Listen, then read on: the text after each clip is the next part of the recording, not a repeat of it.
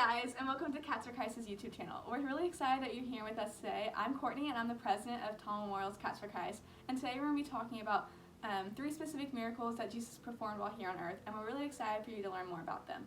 We also have a video coming out on Sunday that will be talking about Easter and sharing the good news and the gospel, and we're really excited to be able to celebrate with y'all that He is risen. We also have a couple Instagram activities that we'll be posting this weekend, so follow us at TMHSCFC. Without further ado, let's get into the video. Hey guys, I'm Emma. So today I get an opportunity to talk about one of the miracles that Jesus did whenever He was alive on the earth. So today I'm going to be talking about Luke 9, and this is when Jesus feeds the 5,000. So you might have heard this before. It's a really great story, and I think there are some really good applications to us today. So just to kind of hit the highlights of the story, Jesus is going around teaching. It's in this period whenever He's older and He gets to teach His 12 disciples, but also these like huge masses of people, like these huge crowds that come out and hear Him teach about parables and stories and like lessons. So He's doing one of those things. He's like standing on a hill or something, and there's so many people down below that He's teaching to. So in verse 12 of chapter 9 in Luke, the 12 disciples come up to Jesus and say, hey, go ahead and send the crowd away, like it's late. They need to go get food and lodging, so they need to eat and sleep, they need some rest, they need some fuel. Then we can do teachings tomorrow, but we're kind of done for the day. And Jesus says, you give them something to eat. Like, why don't we provide for them, and why don't we give them dinner? We don't have to send them away. We have dinner here. And the disciples are saying, oh, we only have 5 loaves of bread and 2 fish. So there's not a solution, Jesus. Like, we can't split that up into tiny bitty like bites for everyone, and it just doesn't make sense. And then Jesus says, have them sit down in groups. And the disciples did so. They had faith in Jesus and said, okay, whatever, we'll just do whatever you want us to do. And then in verse 16, it says, taking the 5 loaves and 2 fish and looking up to heaven, He gave thanks and broke them. And then He gave them to the disciples to distribute to the people. They all ate and they were satisfied. And the disciples picked up 12 basketfuls of broken pieces that were left over. So in this story, it says that Jesus feeds the 5,000, in that they were only counting the men. So really there was about 15,000 people out there, including like spouses and families, that Jesus fed using those 5 loaves of bread and 2 fish. So I have 3 big takeaways that I want to talk about this week. So the first one I want to talk about is He is bigger than any problem that we face. So in this story, obviously they had this problem. We don't have enough food, Jesus, and He wants to feed these people, but we do not have enough food for them. We're not able to like provide a snack to them, much less this meal that You want us to provide. But Jesus said, you know, I'm Jesus, like I got y'all. So He was able to take that food and multiply it for all this, for these masses of people. And the disciples had Him sit down, and then Jesus took this basket full of food and just was like, okay, I just go pass them out. Like, I got it. I can multiply it if you just pass it out. And the disciples and the crowds were amazed. Like, it just didn't make sense. And I think that is, that's the beauty of the story, was that there was this insurmountable problem that, like, Jesus was able to overcome. No human would have been able to do that. No speaker is gonna come out and say, oh, y'all all want dinner? Who has a couple loaves of bread? I will multiply it for all of y'all. That's not something that you hear about because Jesus isn't around now. But back then, this is one of my favorite miracles, because it seems like this problem that like is not going to be solvable, but Jesus is able to solve it just through the power of the Lord. So He is bigger than any problem we face. The second point I want to talk about is, in any inconvenience He will provide. So the inconvenience of not having enough food, this kind of goes back on my other point. He's bigger, like He was able to solve the problem. He was bigger than it. So in this inconvenience, He didn't have the food that He needed. He was still able to provide those. So I think in this time where we feel like we're at an inconvenience, things are getting canceled and we can't see our friends and we can't go to school, I think it's an inconvenient time. Instead of having like lectures in front of us, we have to get up and pull up the Zoom or, get out on Google Classroom and figure out what we need to do. I feel like it feels like a very inconvenient era right now. And that's a big reason why I wanted to talk about this passage, is because I think that Luke 9 speaks a lot to inconvenience in life. So, but this passage proves that the Lord provides. It's like a promise to us that whenever he's providing here, when we face inconvenience just like that, he will provide as well. So when we're missing our friends and we're frustrated with online school, he's still providing. He gives us technology, and he's giving us connections to friends just through texting and social media, and the technology is helping us, like with Zoom and Google Classroom with school. Technology is a huge way that he's providing, and he's fighting for our relationships to still stay strong. So in any inconvenience, he will provide. And the last thing I want to talk about today is he will work with what we give him. So those 5 loaves and 2 fish that he got just came from the crowd. He was thinking, maybe I want to like give everyone dinner. And the disciples were like, are you crazy? Like, we don't have food. And then someone from the crowd, they're like, okay, here's my food. Here's, they like packed a lunch or whatever. Here's my loaves of bread and my fish. This is what I'm giving to you out of faith. I hear you want food. I'm just giving you what I have, and we're going to see what you do with it. So I'm sure they didn't know what was going to happen. You can't predict that he was going to multiply all of this bread and fish and make 2 fish, 4 fish, and then 8 fish. Like, that person didn't know what God's plan was, but they knew what they could give, and they gave it. So, and the Lord multiplying that food didn't come from nothing. It came from those original fish and bread. So he took the little gift that he had, and he used his power to like spread it to the world. So our influence and our knowledge, if we say, oh, I don't have that many friends to share the Lord with, or I'm not that smart, like I can't share you with all these people, I only have so much, the Lord is able to provide, and he's able to strengthen us and strengthen our audience. He will work with what we give him. So those are my 3 points for this passage. I think this passage is so powerful, and just speaks to the way that he loves us through caring through us and making sure that he's like providing for us. It's a really cool passage. And like all the passages about miracles are so cool to read. And I'm always like, dang it, I wish I was there. Like I wish I could have seen that.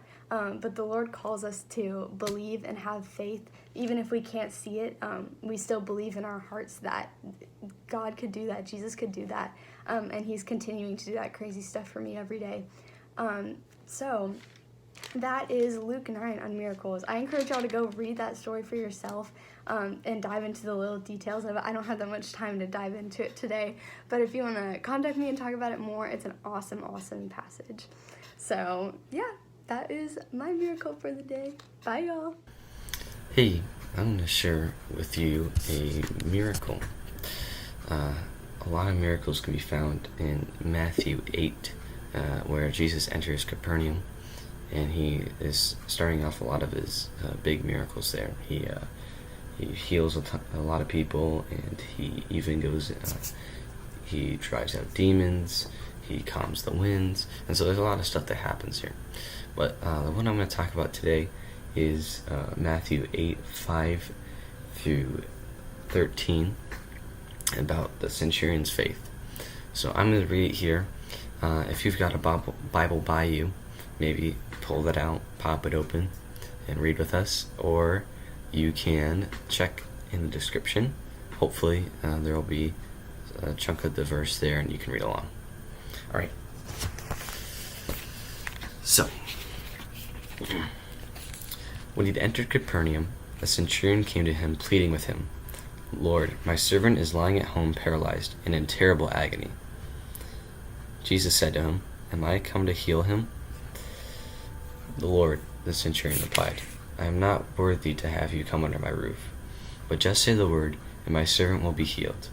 For I am too a man under authority, having soldiers under my command. And I say to this one, 'Go,' and he goes, and to another, 'Come,' and he comes, and to my servant, 'Do this,' and he does it." Hearing this, Jesus was truly amazed and said to those following him, "Truly I tell you, I have not found anyone in Israel with so great a faith. I tell you that many will come from the east and the west to share the banquet with Abraham, Isaac, and Jacob in the kingdom of heaven. But the sons of the kingdom will be thrown out into the darkness, where there will be weeping and gnashing of teeth." Then Jesus told the centurion, "Go, as you have believed, let it be done for you." And his servant was healed that very moment. So, a little context. A centurion is a Roman soldier with 100 men under him, kind of the same way that, century's 100 years. And so the Jews were under Roman occupation at the time, so they were not very friendly. The Jews mostly resented Roman occupation, and the Romans, of course, didn't really have too much of a thought towards the Jews, and so there was animosity there. And to see someone of high authority like the Roman centurion here go out of his way to ask a Jew for help, which is significant in the time, is quite amazing, considered as well that he not only asked Jesus for healing, he also knows that it's possible. He doesn't need to see it or witnesses. We see that a lot, especially in the apostles. They're very slow to pick up on things like that, and they usually need a couple of times to, especially later when they're in the boat, they ask, they sit around, they're all scared, and Jesus has to come up and stop it. They didn't ask Jesus to help them. So I think that's awesome about this verse, is the centurion's faith was so great. I mean, Jesus even commends him, and that he's able to have so much faith that he knows that Jesus can do it. He doesn't need to see it. And so I think that really speaks to what we've got going on right now, where we're all at home, and we can't necessarily see all the stuff that Jesus has planned. And so I want to encourage you to have faith and know that Jesus has a bigger plan for everything. It may not look like it, especially from where we are right now. And so sometimes it manifests in different ways. Maybe it's not exactly what you think it might be. And so I encourage you to stay faithful, and I hope you enjoy the rest of the video. Hello, Cats for Christ. I'm so excited to be on another video, and I'm so excited to be talking about miracles with you. Thank you for stopping by again, and right now we're going to be talking about when Jesus raises a dead girl and heals a sick woman, and that's in Mark 5, and I just want to unpack a bunch of things, so we're just going to hop right in to Mark 5 verse 21, and it says, "When Jesus had again crossed over by boat to the other side of the lake, a large crowd gathered around him while he was by the lake. Then one of the synagogue leaders named Jairus came, and when he saw Jesus, he fell at his feet. He pleaded earnestly with him, 'My little daughter is dying. Please come and put your hands on her so that she will be healed and live.' So Jesus went with him." And the first thing that I want to just talk about is how when Jairus saw him, he fell at his feet. And that's such an act of worship and just recognizing God's authority. And so Jesus was Jairus' hope in this crisis, and I hope that in the same way he can be our hope. He's such a beacon of light to us, and when we ask him to go with us, just as he went with Jairus, he will go with us. So just dig into the light that is the Father and just find your hope in him. And then moving on, in verse 24, again, it says, "A large crowd followed and pressed around him, and a woman was there who had been subject to bleeding for 12 years. She had suffered a great deal under the care of many doctors and had spent all she had. Yet instead of getting better, she grew worse. When she heard about Jesus, she came up behind him in the crowd and touched his cloak, because she thought, 'If I just touch his clothes, I will be healed.' Immediately her bleeding stopped, and she felt in her body that she was freed from her suffering." So I just want to not let the weight of this passage pass us by, because this is just packed full of so much faith from this woman right here. So she just represents all of us suffering, and she'd been suffering for years, going doctor to doctor, and finally she reached out to Jesus, the only one who can be the true healer. And so that can be all of us in our suffering. Just reach out to heaven, don't let your life pass you by without reaching out and touching Jesus. That's written in my Bible. I just want to say it again. Don't let your life pass you by without reaching out and touching Jesus. So just reach out in faith and know that Jesus is our healing and Jesus is our hope. And she just wanted to touch his cloak. That's all it takes. So that is something that we can all do in our lives if we're in the midst of suffering. And then in verse 30, it says, "At once Jesus realized what power had gone out from him. He turned around in the crowd and asked, 'Who touched my clothes?' 'You see the people crowding against you,' his disciples answered, 'and yet you can ask, who touched me?'" So we know that there was a crowd, but yet Jesus wanted to pursue this person, and he wanted to know her just as he wants to pursue us. We're not just another one in the crowd to Jesus. We are his children. So that's just another thing that I wanted to show you. Is just like Jesus wants to pursue you and he wants to know you. In verse 32, "But Jesus kept looking around to see who had done it. Then the woman, knowing what had happened to her, came and fell at his feet, and trembling with fear told him the whole truth." So this woman was trembling with fear, but she put her fears behind her and placed her faith before that, and that's such a crazy act of faith. So just put your fears behind you and place faith before all of that, even when it's so scary too. And he said to her, "Daughter, your faith has healed you." So first he called her his child, just as he tells us that we are his children, and just rest in that he calls you his child. The God of the universe calls you his child. And he said, "Your faith has healed you. Go in peace and be freed from your suffering." And he's just saying, don't have any more anxieties, no more fears, my daughter or my son. You're freed, and we find freedom in him. So that's just like one part of the story. There's still more. So in the next part, it says, "While Jesus was still speaking, some people came from the house of Jairus, the synagogue leader. 'Your daughter is dead,' they said. 'Why bother the teacher anymore?'"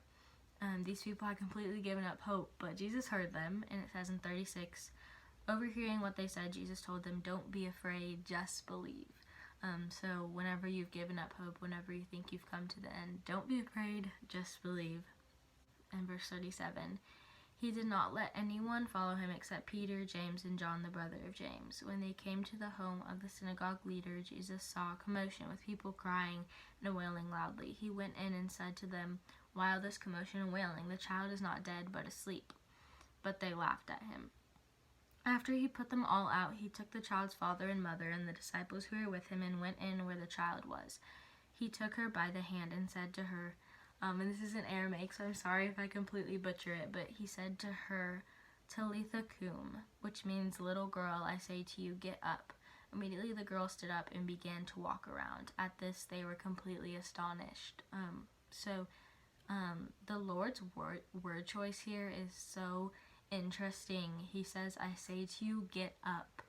And he's the only one who can raise people from the dead, but also for us that can be such a promise, because wherever we are in our lives, if we're in the midst of a valley, if we're in a deep dark spot, he's saying get up and be brave and follow after him. Just get up. And immediately the girl stood up. Immediately you will be able to stand up if you just reach out and listen and follow Jesus. And so these two miracles right here are so impactful. So I want you to just dig into them. Also, I thank you for sticking around this long and being here with us. Bye! Hey friends, it's Grace Williams here, and I hope you guys really enjoyed the lesson that we had for you guys today, and it's a really important one, so I hope you guys took that to heart and just understood Jesus' power through executing these miracles and everything of that sort. So I'm going to pray y'all out, and I hope you guys enjoyed. So if you'll bow your heads with me. Dear God, thank you so much for this day, and thank you for allowing us to have a community where we can reach out and connect with each other and connect with you, even during these times of turmoil. Please help everyone who's been affected by coronavirus or COVID-19 to persevere and understand that you're with them every single step of the way and that you have a plan. Please help everyone in our community to know that we are united as one and that we're going to get through this together. And please help everyone give all their stresses to you, give all their worries, and put them in your hands, and know that you can handle all. So in your precious name we pray, amen. Bye, guys.